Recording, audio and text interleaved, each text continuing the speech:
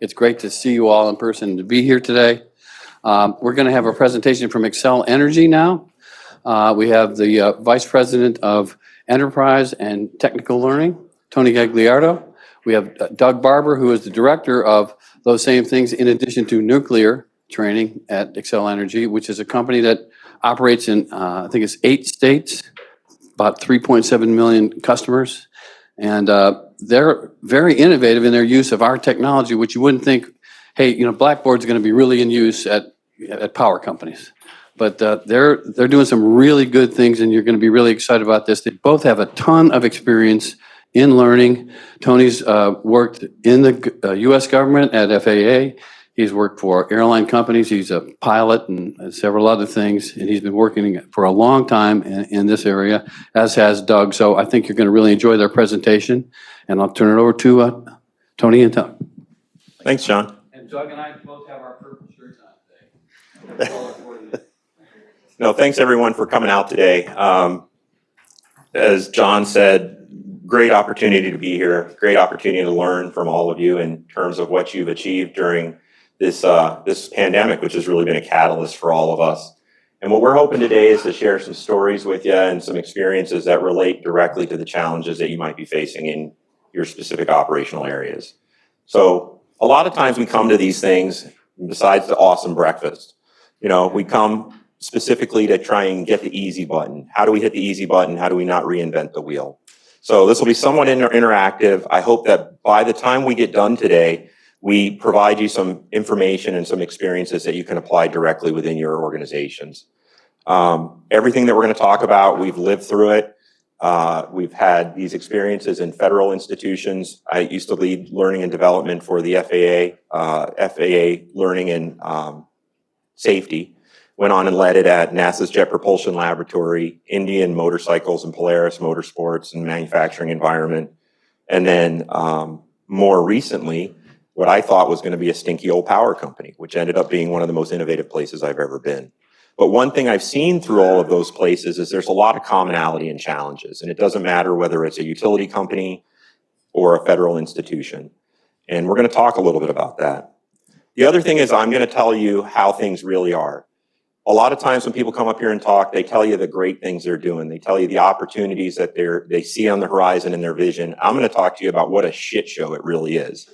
And in all of those institutions that I just mentioned, it was a shit show. They didn't hire me or someone else because things were running smoothly. They hire you because they have a challenge that they need to have solved. And approaching those challenges from a learning, development, qualification, and certification standpoint is really what we're all about. We're here because we drive operational effectiveness, we drive performance, and we've got to do that really with a focus on effectiveness, efficiency, and experience. And if we don't do those three things, you might as well go outsource it to someone. So Xcel Energy, as John said, is a large national utility provider that operates nuclear, non-nuclear, and provides a number of other services. We're the largest wind producer in the United States. We're the 5th largest energy company in the United States. It's a great time to be in energy because there's a tremendous amount of innovation from everything from small modular nuclear reactors, which are the safest, cleanest energy producing mechanism today aside from wind and solar. Separately, it's also because of the fact that there is this innovation with everything from using nuclear power plants to generate hydrogen, which can be used to fuel green activities, industrial and otherwise, across the United States. I'm going to start with a really quick video, which I'll cross my fingers and hope like hell it's going to work. And that'll kind of give you a little bit of our background. This is a really brief history of learning at work. We're going to talk for like a minute about what workplace learning has been, and then about what it's going to be here at Xcel Energy. As you know, by the year 2050, Xcel Energy aspires to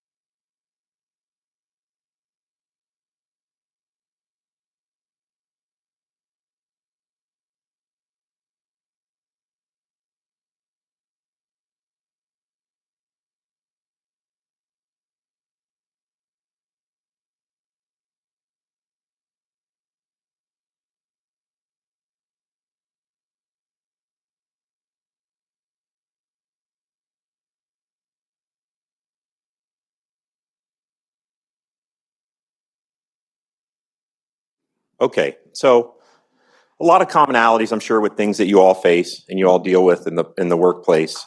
I came to Excel about 3 years ago, and when I came there because we were trying to develop some specific capabilities in learning, and those capabilities really consisted of almost running a startup within the company.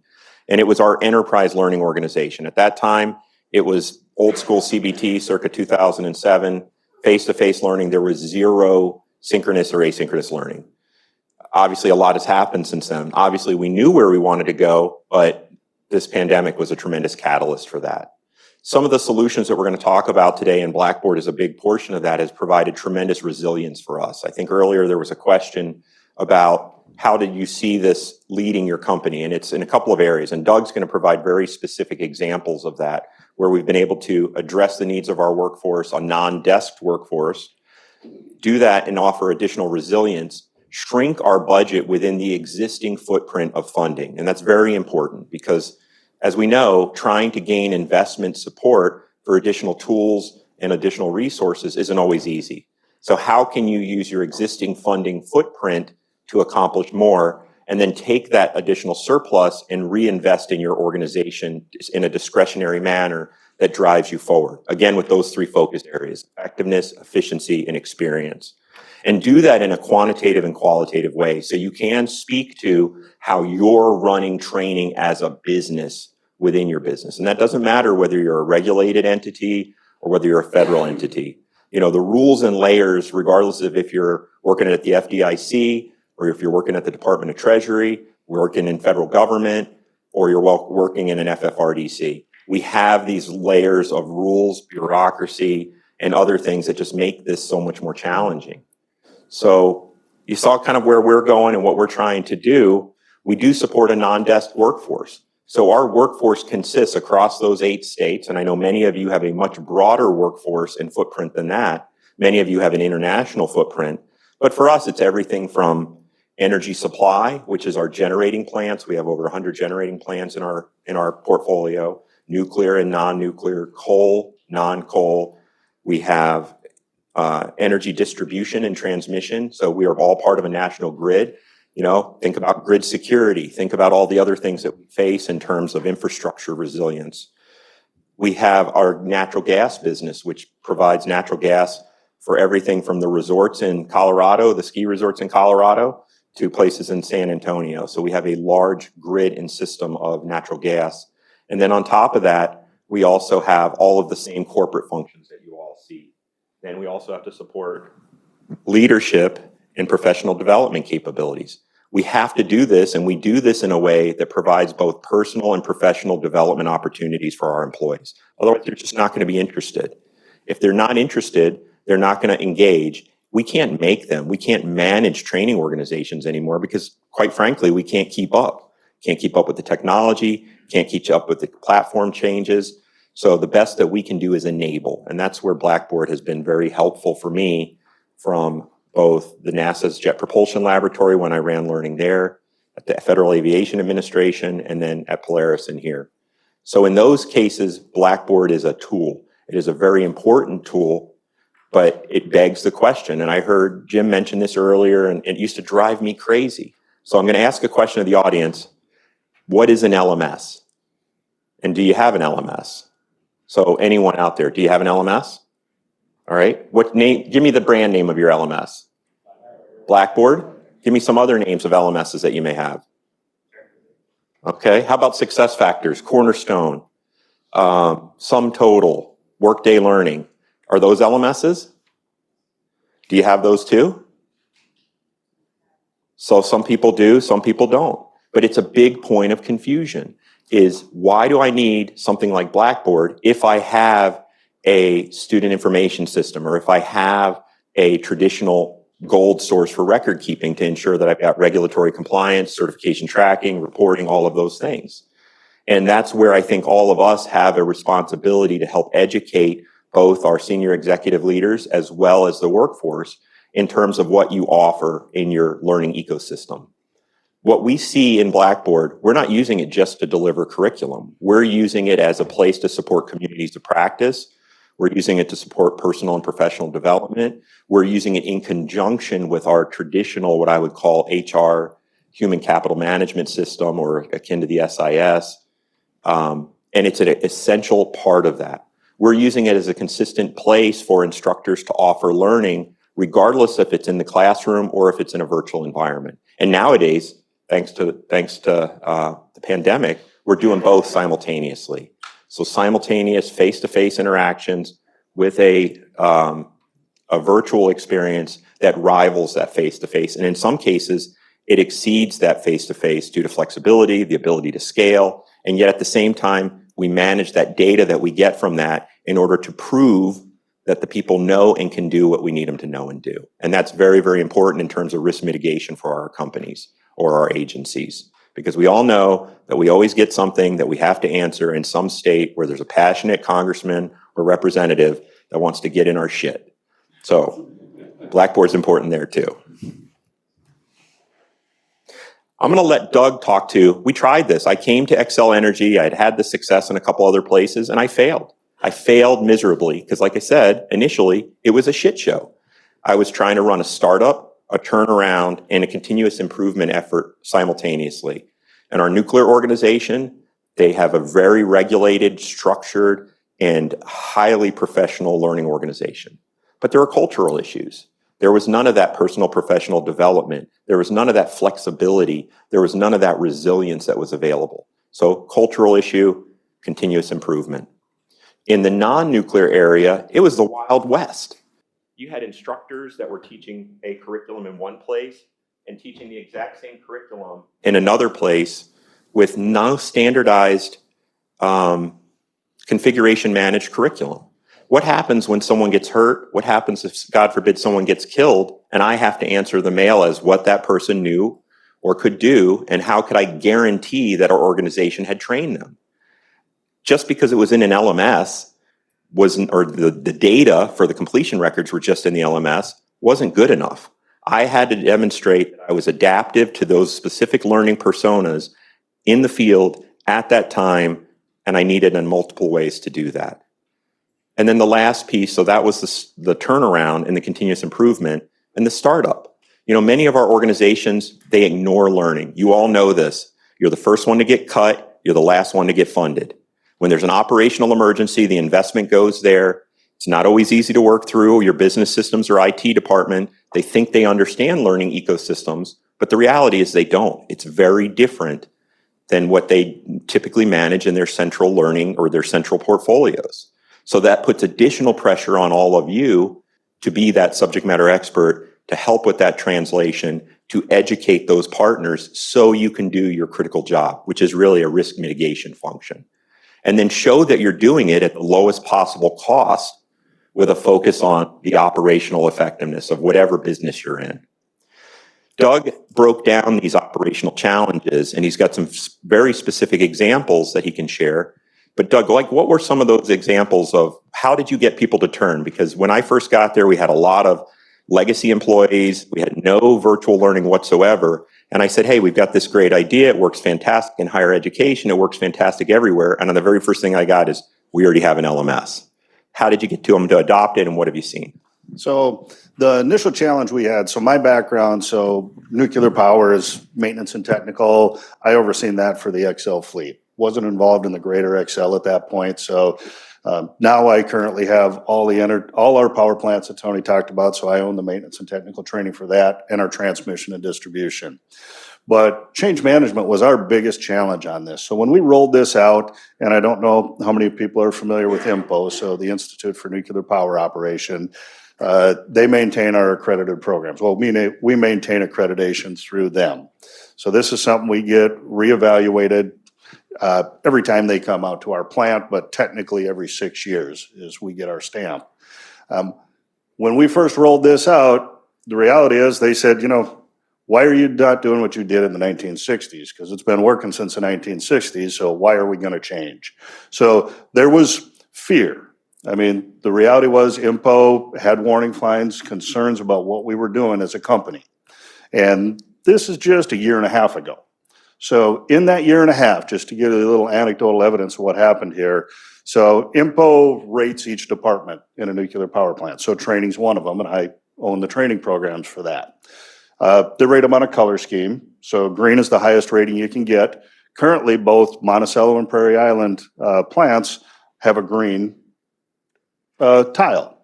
On top of that green tile, which they consider excellence, they give an arrow, either a down arrow, we have concerns, a flat, you're doing a good job, or an up arrow. We're going into a plant eval this summer at Prairie Island. They gave us an up arrow, which shows the level of confidence at both stations. So we went from, when Tony took over, we were yellow. Now we're green with an up arrow and a trajectory for what we're doing in training. And we actually have other utilities coming to benchmark, and they're recommending they come and look at what we're doing today. We did also here just a couple weeks ago at Prairie Island, they did a plant assessment of the maintenance workers. So all our maintenance programs got evaluated, our work management got evaluated. And one of the things we're going to talk about a little later in this is the big document IMPO and that we do business by, and we're actually rolling out in all of Xcel Energy. It's called 18003, but that just means in 1918, they rolled this document out, and it was their third document that year. But it's maintenance fundamentals and maintenance fundamentals and craftsmanship skills. And they have been everything that's happened in the nuclear industry. And they said, these are the 20 things that if you do them right would have prevented all the equipment malfunctions in the industry. So we have focused on that blocking and tackling and the basics. So when they come out and did this eval just 2 weeks ago, they had a team of 12 people out observing all kinds of pre-job briefs, work in the field, all our paperwork, and they said, we find no deficiencies in maintenance fundamentals and craftsmanship skills. And to where, again, a couple years ago, there were bullet holes that got circled all the time for challenges we've had. And in that short a time, we have made that kind of leap in that area. So those are some high-level examples on where we've been able to drive confidence. And, when Doug shares some of these, we all see benchmark charts, we all see dashboards, and we think, okay, green, yellow, red, up arrow, down arrow, no big deal, right? For the Institute of Nuclear Power, which administrates about, and the NRC, which administrates about 100 nuclear power stations across the United States, they don't trend. They very, very rarely broadcast trend ratings because of the fact that we all know we're all part of regulated industry and federal agencies. We don't like the liability of providing a perception and then having to roll that perception back because of either a critical incident, because data subjects otherwise, especially just within 6 months of a 6-year annual or 6-year periodicity evaluation. So this is huge. I didn't realize, he's like, yeah, we're all green and we're an uptrend. I'm like, big deal, next month it'll be yellow. But that's not the way it is here. So we've been able, and we were on a watch list. We essentially were being evaluated because what they suggested that we were doing from the innovation standpoint with the use of our learning ecosystem, they had said that it could induce risk into the system. They said that we could potentially siphon off excellence from the nuclear organization to potentially support the non-nuclear organization. A year and a half is a tremendous turnaround in a confidence from a stakeholder standpoint. I'm sharing this example not because I want to brag, but because I'm telling you that I believe if you take similar approaches, you can gain that level of confidence. We're going to talk a little bit in a second about the specific learner experience, the specific capital savings that you can have, and then also how you can use this to essentially make money. Now, I say make money knowing that we're not typically in a fee-for-service environment here, but I guarantee if you even float the concept of generating revenue or interdepartmental revenue to offset the training footprint, you'll be a rock star. I've seen it in a number of companies. Even though I knew that they would never take a dollar in, it's demonstrating that mindset that you're running your organization like a business that has been so tremendously valuable. A couple of other things. We're all under the gun, not just from a financial standpoint, whether it's through continuing resolution or whether it's because of competing priorities, but because of the fact that errors and deficiencies in operations, they get the limelight. You get under the microscope. And as a learning organization, we all know that typically training is the first thing that is invoked to solve those problems or those challenges, even when it's not an appropriate solution. And many times it's not an appropriate solution. But what you can do through here, and I've got an artifact for something that we've done just recently to introduce the concept of what I'll call operational excellence to our leadership team. We were experiencing operational errors, deficiencies, challenges. Just in short, I'll say shit happens, right? Shit happens in all of our institutions, whether it's we can't keep up with the number of students in the pipeline, whether we have an issue where someone did something that they shouldn't have done. Some of us would call that a human factors issue. And then it gets painted to, I didn't know, I couldn't do. And then the next thing you know, we're being asked to train the entire workforce without the resources to do it.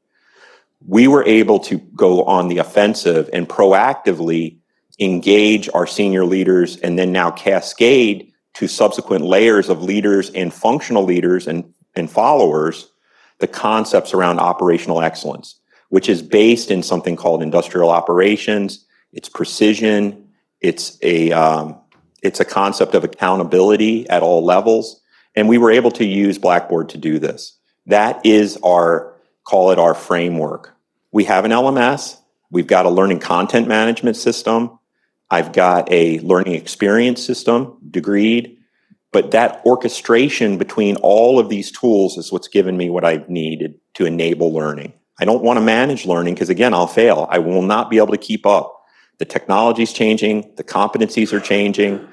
I've got to be able to enable the businesses to be successful, give evidence-based data that supports that success, and then do that at a significant savings in many cases. So I talked a little bit about operational excellence.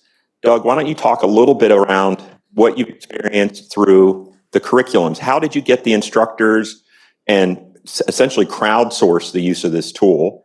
And what have you been able to accomplish? And speak to the specific, how much extra money did I give you? Because you know I'm a cheap bastard. So how much money did you get? What did you do? What has been the results? So that people can understand it in their own terms. Okay, so one of the challenges, again, and I didn't mention on that last slide, but our other big challenge when we rolled this out, when we talk change management, here's a tool, go use it, figure it out.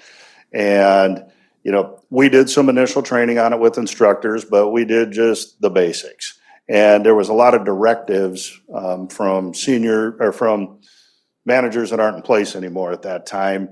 So the buy-in wasn't there from the instructors. We never got the craft involved earlier, where now we've changed that mindset. The reality is, early on in the slides, we talked about Xcel Energy and our green initiatives.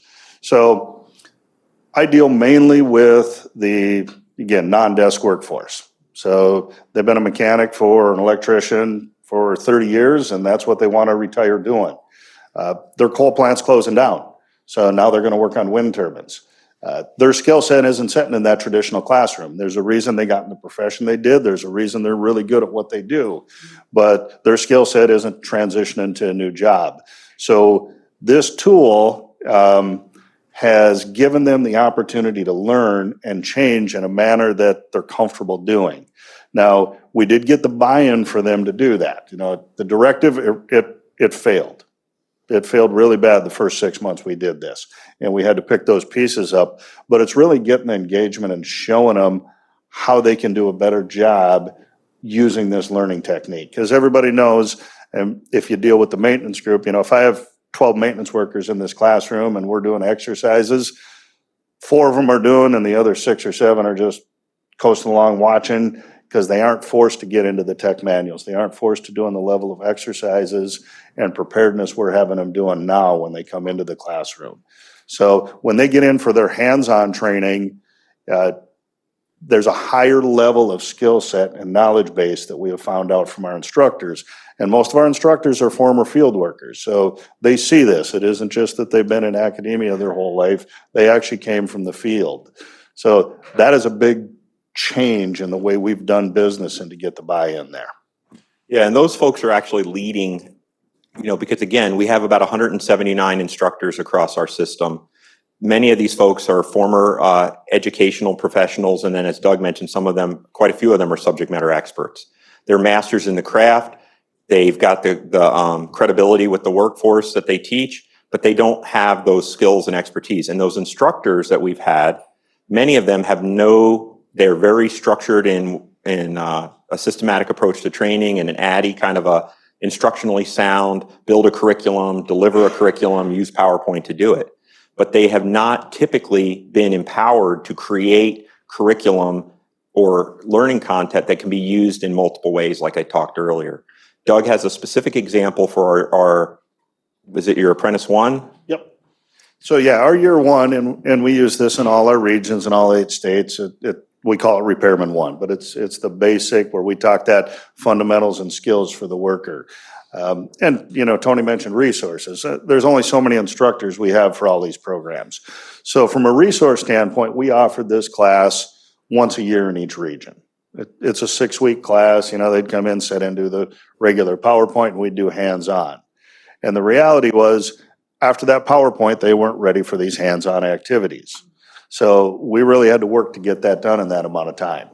Now, utilizing Blackboard, we got a lot of benefits. Let alone the cost savings of doing it from a travel standpoint, the additional work time they get in the field.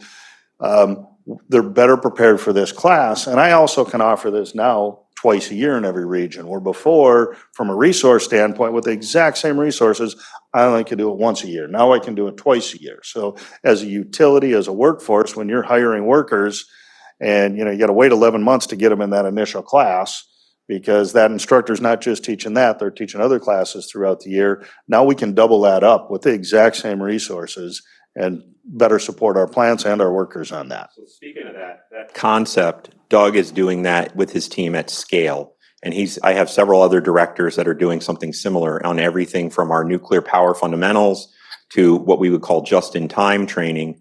So Doug, how many courses are you communicating to our work process optimization and our capital efficiency and continuous improvement like the one you just talked about? So, yeah, in that, there's a lot of courses. That's a curricula. So in that, there's probably about 30 courses in that.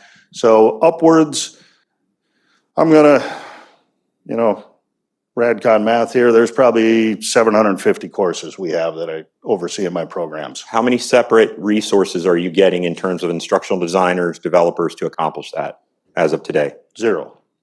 You going to be able to do it? Yes. How do you know? The buy-in from the workforce and the teamwork we have.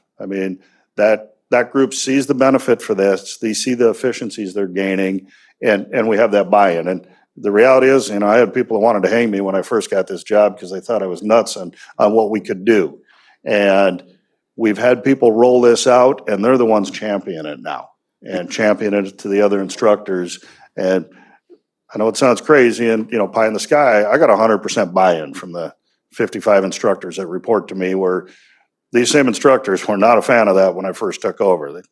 They thought I was crazy. And the reality isn't because they bought in on the philosophy. The reality is because they see that it has improved their work-life balance.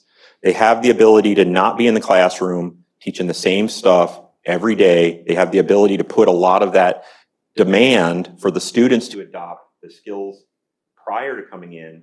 So it's improved their work-life balance, it's improved the proficiency of the students, as Doug described, and it saved us a ton of money, which we've been able to internally repurpose instead of having to go out and ask for additional funding or support. So I can use that money for the fire of the day, whatever that might be. And we all know we have those.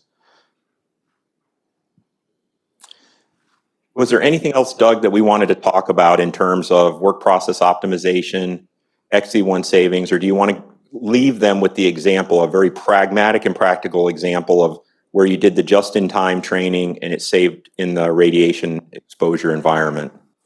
Yeah, another one, again, this tool also allows us to utilize our best instructor to deliver different topics. So they don't have to be in the region or in the plant they're doing it. So when we talk, nuclear power, we had a valve packing leak at Monticello. So again, this was in a highly radiated, high rad area and a high contamination area, to the point where we had to send multiple individuals in there to complete this work, so they didn't go over their yearly dose rate. So, this is a very, industrial safety area. So by using our just-in-time training, and the handoffs we had in that, and could actually prep them with the work, with the trainers that could best do that. We accomplished that in under dose and under duration to get that done. But again, being a global training group now, we didn't have that opportunity. If that 2 years ago, I wouldn't have been able to do that. It would have been a level of effort and try and pull it off. And now we can use our best resources. I mean, we have non-nuclear examples of that too, where the nuke instructors have helped. We had motor operated valves challenges down in our Harrington plant. And exact same thing. We had a person at one of our nuclear plants that is our foremost expert, was able to deliver that so they could do that maintenance event-free and accomplish it the first time, where they had failed at it 6 times trying to do that. So I know Doug's given a lot of examples that are technical learning in nature, but we're using the same approach. We're developing a functional leadership development curriculum for our nuclear mid and senior level leaders that we're enabling our folks to focus on what I would call functional and practical leadership skills, data-driven decision-making. I'm trying to think of some of those other skills that they identified in there that INPO was no longer able to support, but things that you would expect folks to have today that they don't necessarily get from a traditional leadership development curriculum. And we've used the same framework for that. That mentioned that organizational excellence program. We're heading into our second and third tiers. The people who participated in the first cohorts are leading the second and the third cohorts. No additional staff from me.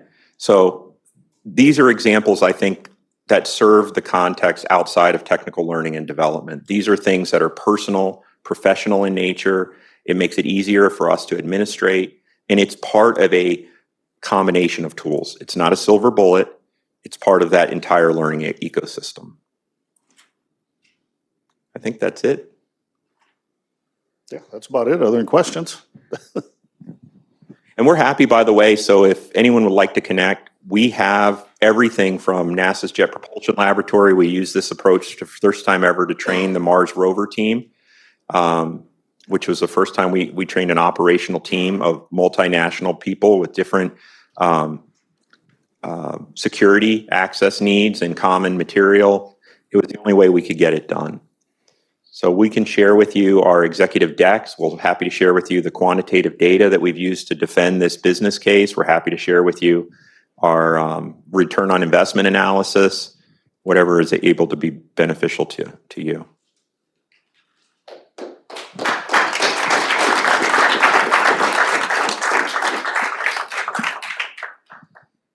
Any questions?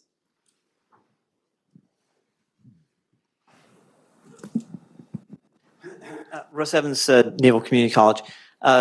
One hopefully quick question and then maybe one a little bit more involved. Did you partner your instructors that had subject matter expertise with instructors that had curriculum development expertise to try to get the best of both worlds? We did, absolutely, Russ. That is where we talk about, and Doug can talk about something he's called the SPOC program, or Senior Single Point of Contact.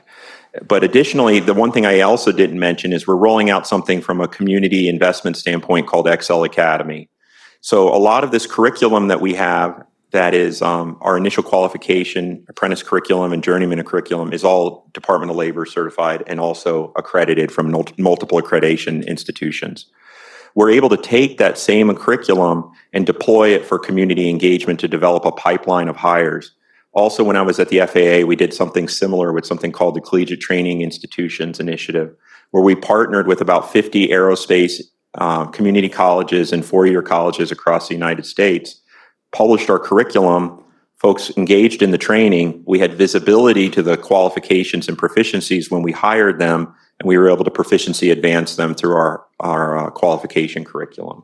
But do you want to talk about how we use the SPOCs and the other principal instructors to get this done? Yep. So, the reality was, this would have been a challenge. It was very strategic on that. So when I took this position, one of my mechanical maintenance instructors in nuclear, she had a background in education. So that's her background and had experience with Blackboard. So she is now a manager of my energy supply group. So that has made this a lot easier for me to accomplish too, by having, the people with the right skill set in the right positions.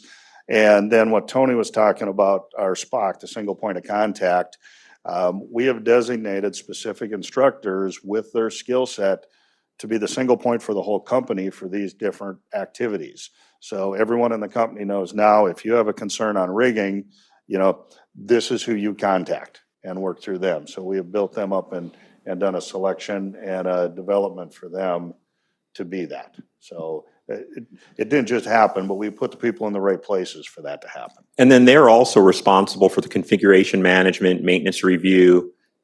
We provide some development resources if they need it from a graphics, multimedia, part task training, simulation standpoint, but they are fully accountable and compensated in order to be that point of contact. Otherwise, there's just way too much curriculum for us to manage. And if you could discuss outside regulatory compliance, where you have an objective that you must cover, how you build your loop with stakeholders as far as identifying something that needs to be addressed in training, and then looking at results. Yeah. Absolutely. So, and this is a framework that I've used in a number of these businesses, and I have an operational framework.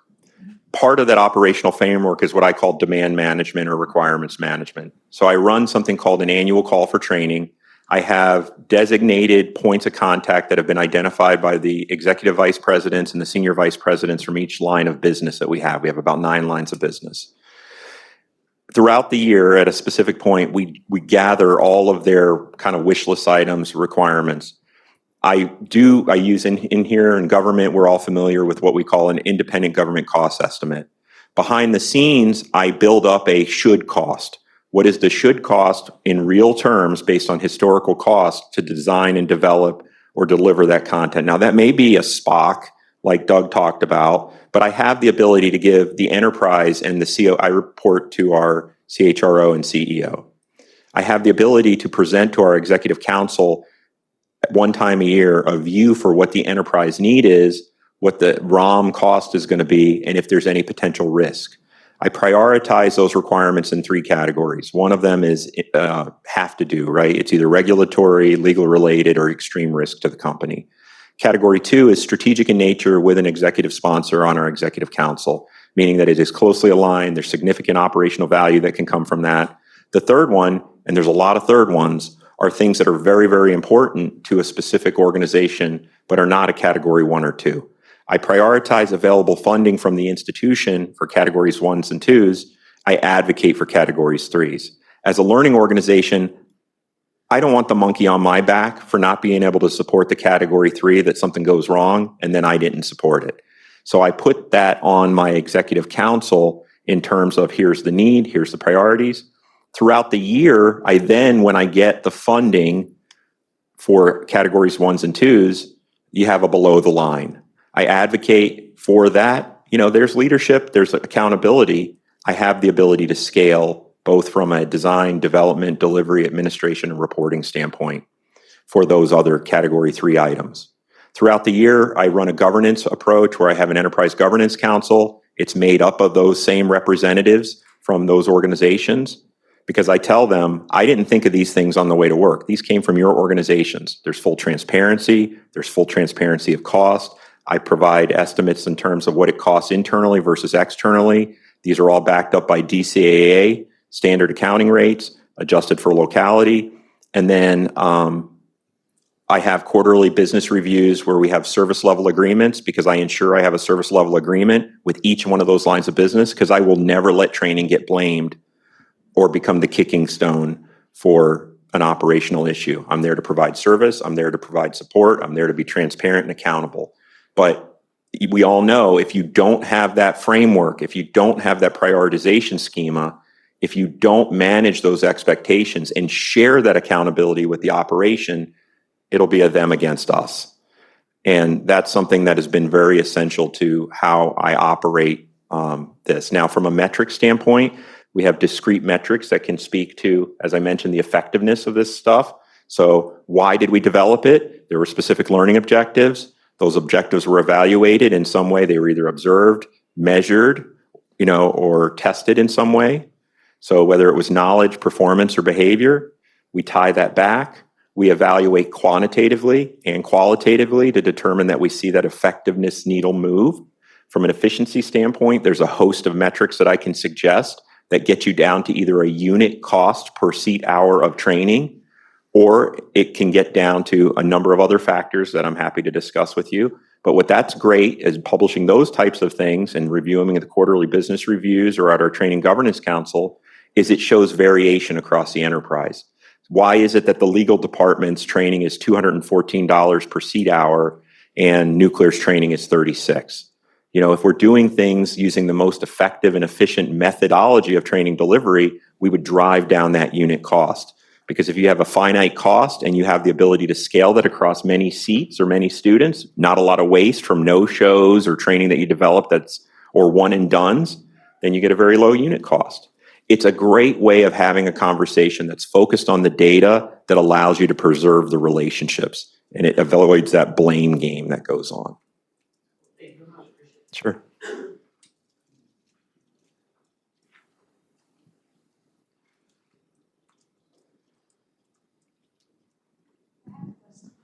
Here you go, man. Just want to know some basics. What Blackboard tools is your organization using, and how large is your user base? That's a great question for a couple of reasons. So I asked earlier what an LMS was to each one of us, because we all have the burden in many cases of supporting that technology ecosystem or technology stack. So we have about 12,500 W-2 employees, and we have an equal amount or more of contract employees from all different shapes and sizes.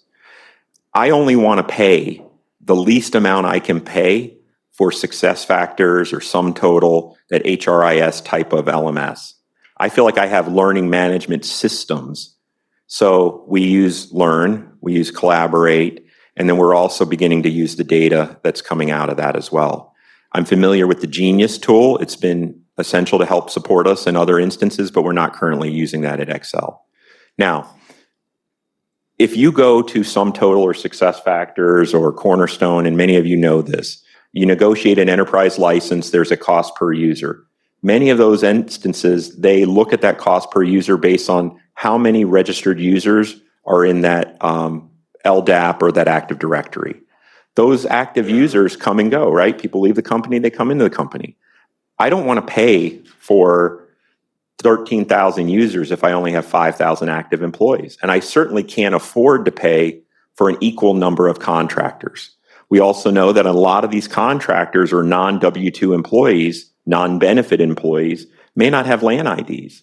They may not have the permissions. They may not have VPN tokens. So that's another place where Learn has been essential in allowing me to create a place that people can have consistent access to the same type of learning, and I can cost avoid those other type of LMS fees. It's very easy for me to get to my return on investment for the platform based on that argument alone. And I can still export all the data into that system of record. So I still have a place for one-stop gold source data reporting for what I call hard reporting or big C compliance activities. I have a general question. I'm just curious about being a commercial energy entity and what's going on in the world right now. How important is cybersecurity to you guys, and what are the things you're doing to mitigate risk around that within your learning operation? So, again, we could talk all day on these topics, but it's obviously of heightened risk, especially right now. And it has been of heightened risk since we saw the recent attack on the gas pipeline operations. We have a cybersecurity and counter cybersecurity defense center that operates 24/7. We are constantly not just monitoring, but ensuring that we're doing the things that you do in order to maintain a hardened state of awareness. One thing that you bring up is it's not just what you're doing in counter cyber or cyber protection. It's what the workforce is doing as a whole, because they are the weakest link and they all are also the strongest chain. At the same time, we all know how hard it is nowadays to get those resources in terms of cybersecurity professionals, IT professionals, Amazon Web Services, blockchain, app development, you name, I could probably think of some more here in a minute, but they're in high demand. So a lot of times what we're finding is that the folks are getting hired, and I'll use the example of our enterprise security management group as one of these examples where this approach is helping us tremendously. Another one is in our digital ops factory and our product operating model groups. These are organizations in the traditional IT organization where they're trying to shift to a more agile product-based delivery model. You just can't hire people who have that experience because it's only been out for a couple of years. And then the last one is in our supply chain.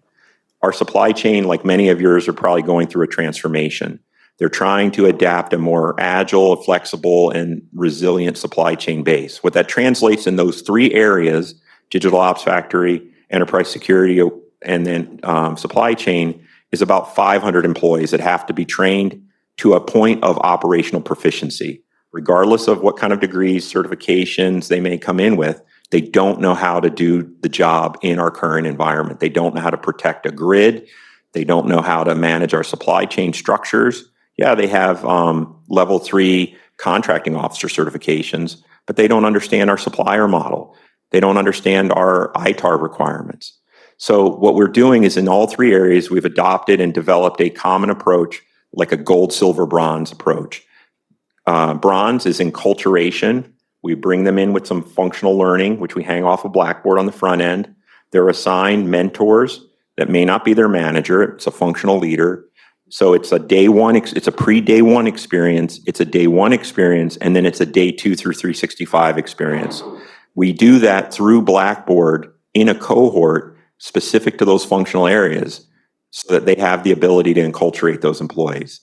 The silver and gold achieves two objectives. It achieves vertical development in terms of skills, proficiencies, knowledge, so that they are experts at the company in their fields, and the primary one was cybersecurity. The other thing that it allows us to have visibility to is common competencies and certifications. There's a lot of shoulder competencies and performance certifications between cyber and IT. So why should both of them be going at the same competencies and certifications and proficiencies in isolation? So this is one of the areas where we're able to provide information. It's going to change over the next year. As they enculturate, the risk is going to be heightened. Our operations model is going to change. Keep them educated, keep them engaged, and then also at the end of that, have all of that material and all that interactions, whether it be videos, whether it be job aids, whether it be recorded asynchronous discussions with functional and industry experts. That's all in the system. It's all there for the next year's use. We're not one and done. We're reutilizing that. So does that kind of answer the question?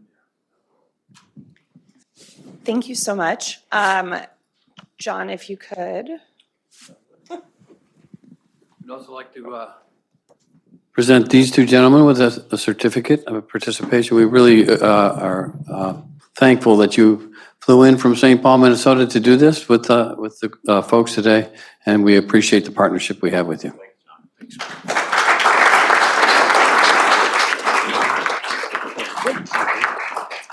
Thanks, John. Good job.